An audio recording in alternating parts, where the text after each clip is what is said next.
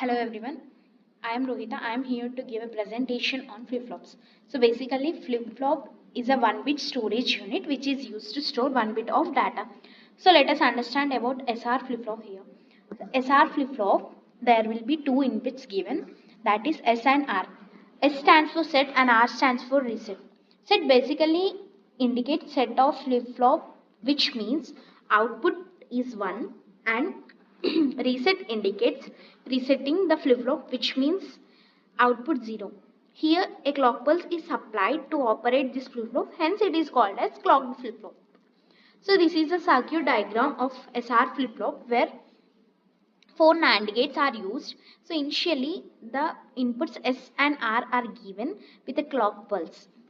So for first NAND gate, the input S is given and the clock signal is also given. For the NAND gate here, the SR input and the clock signal is also given. And outputs of these flip-flops are connected as the inputs of other flip-flops and they are clocked there. So this is a circuit diagram of flip-flop. So when the input S is equals to 1 and R equals to 0, the output will be 1. This state operates as set state and this is known as set operation. Whereas reset operation, in reset operation, the S will be 0 and R will be 1 and then the output will be 0.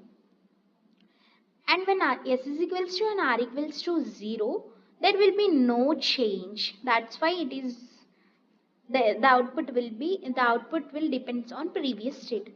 And when S is equals to and R equals to 1, that state is considered as invalid state in SR flip-flop. So here it is a truth table given.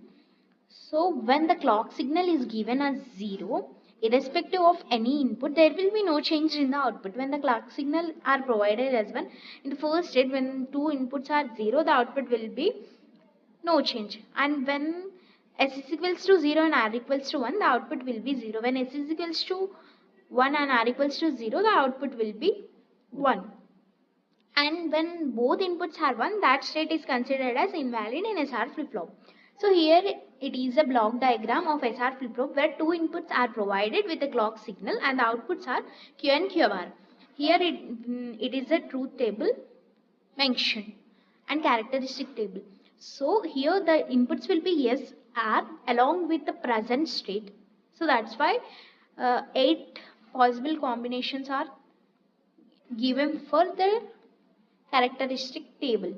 So initially when all the inputs are 0, output will be 0. When S is equals to 0 and R equals to 1, the output will be 0 and S is equals to 1 and R equals to 0, the output will be 1.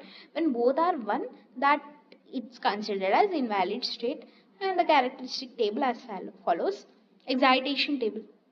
So excitation table is generated using characteristic table.